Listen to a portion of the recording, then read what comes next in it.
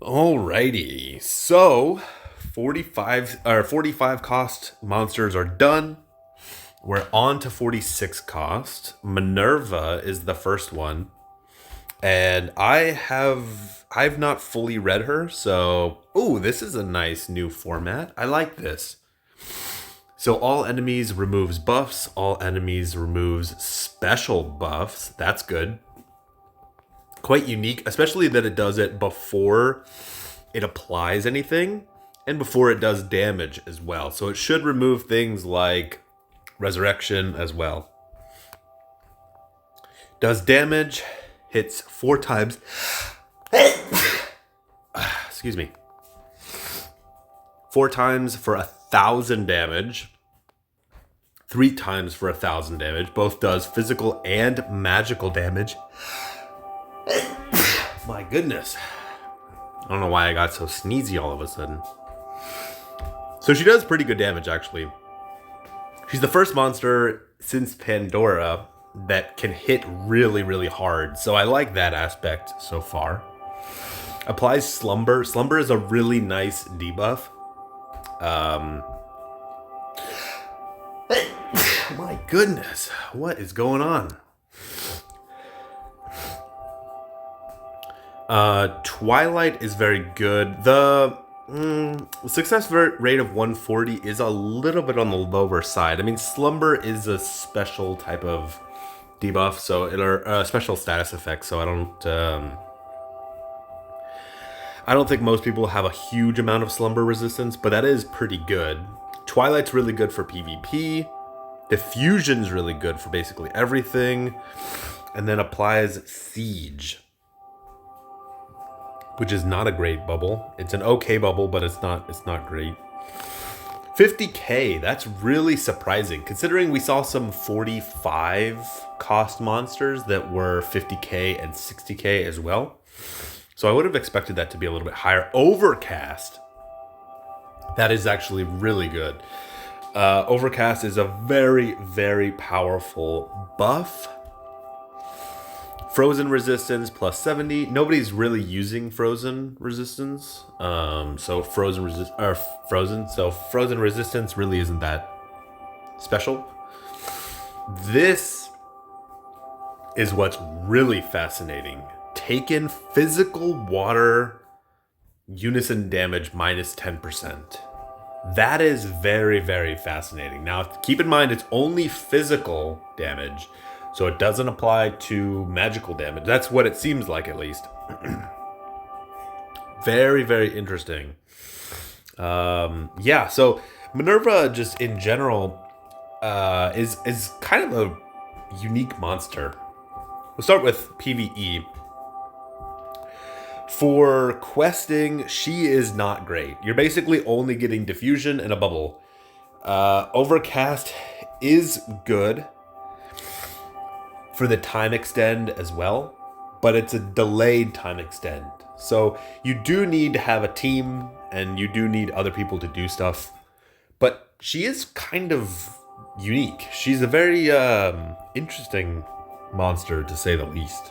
But yeah, for PvE, I'm going to have to say a solid 4 out of 10. She really doesn't do anything besides the overcast and diffusion and bubble. But overcast is very good. Diffusion can be really good depending on the quest. For really difficult quests, it's not useful at all because there's usually only one monster that you're fighting at a time. But overcast can still be really good. In general questing, though, diffusion can be quite useful. It can help you speed things up. And not a lot of monsters give diffusion. It's a little bit more rare. So yeah, overall pretty good. Now for PvP, this is where it's really interesting. Getting rid of all the buffs and then doing massive damage, that is very, very powerful. Removing the enemy's buffs and then doing damage is super good. It's also pretty unusual. Usually removing buffs comes last. Slumber is also really oppressive. Twilight is really good because it gives your entire team penetration for everything. So all of your attacks should be doing pretty good damage.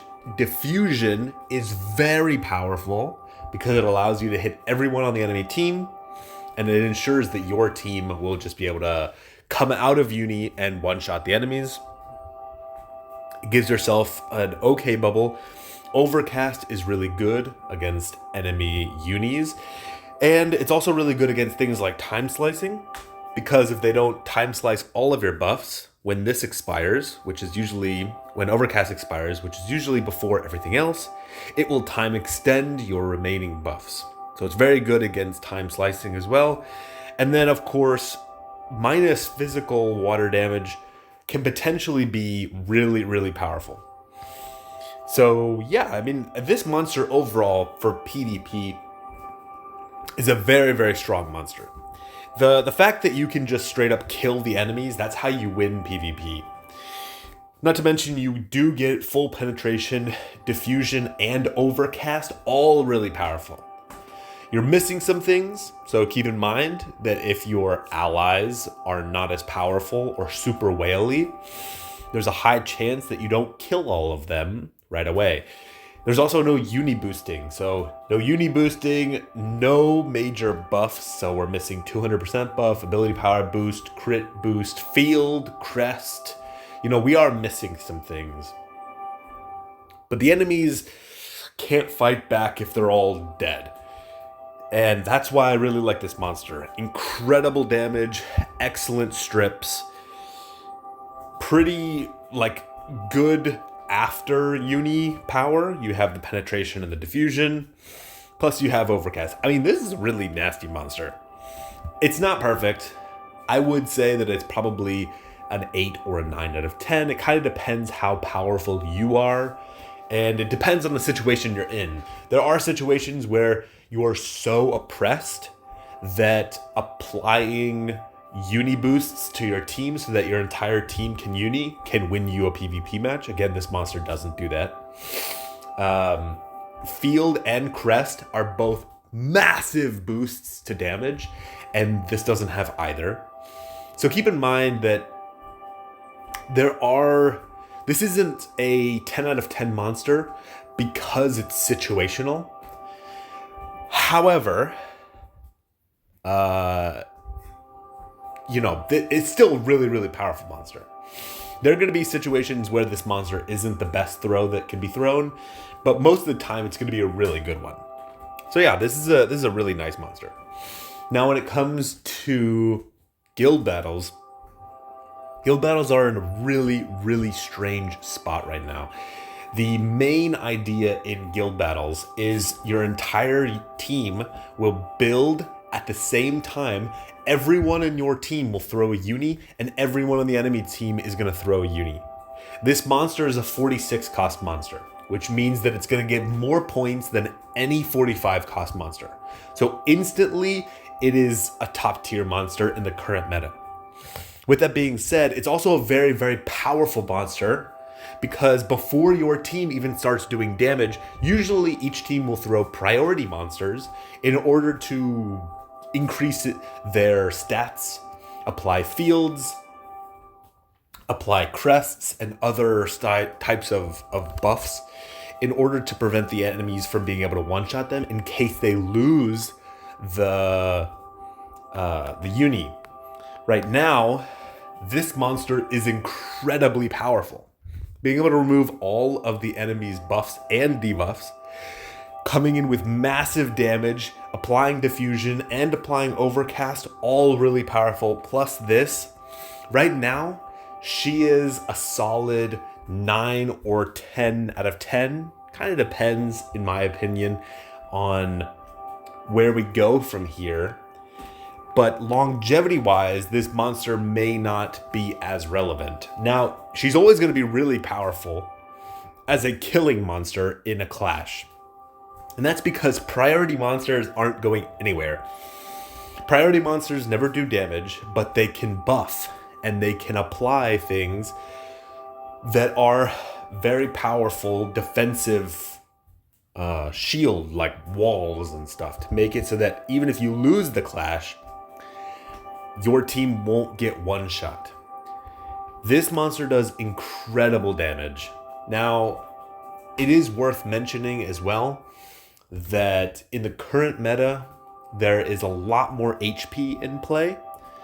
So we'll have to see. There are monsters that that have debuff removal effects, but we'll have to see how impactful this really is. I think that this monster is going to be really powerful for quite a long time.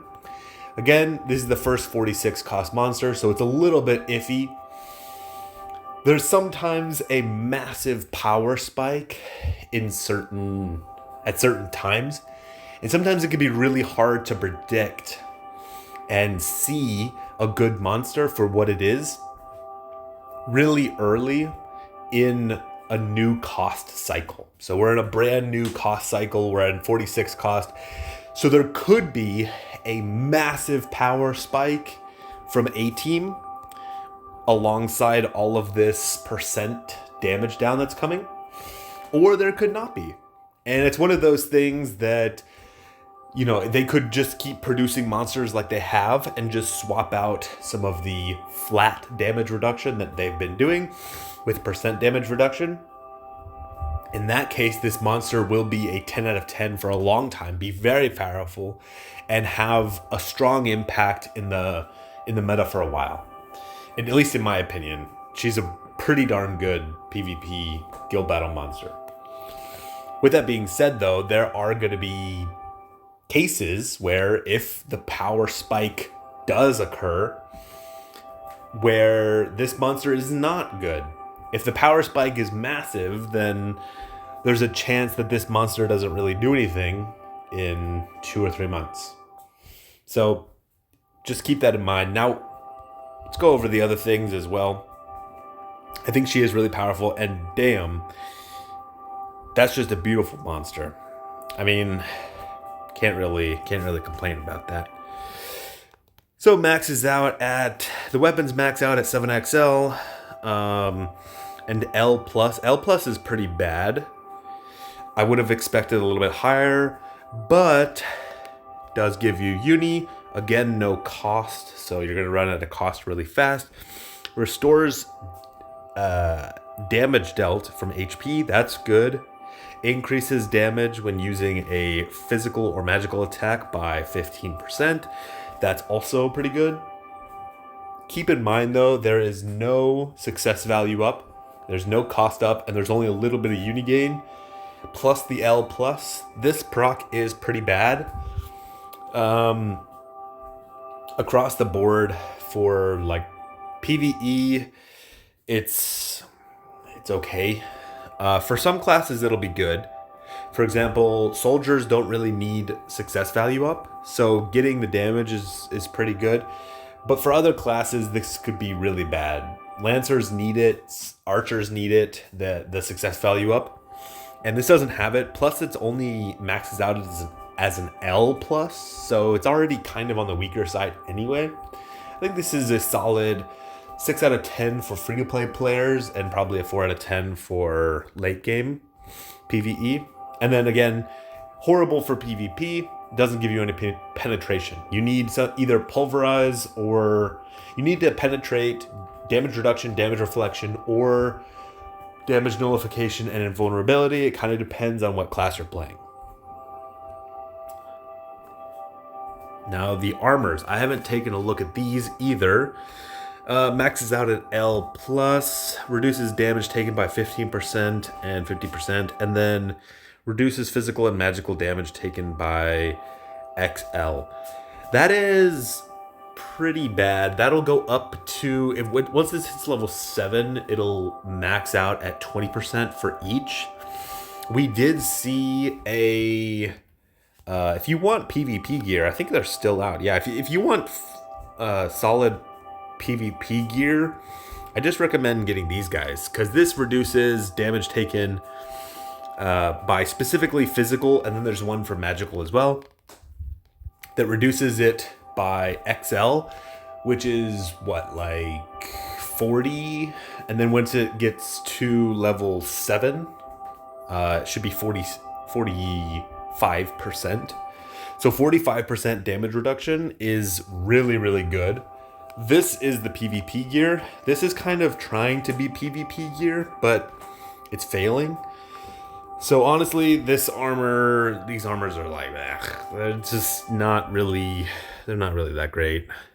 So yeah, the two on the bottom, those are the two percentages, the percent damage reductions. And the L plus is just bad. L plus is bad. This isn't great for PvP or PvE. Yeah, I would recommend just skipping out, or if you're just grabbing the armor for, if you're grabbing the armor for future 46 cost, that's okay too.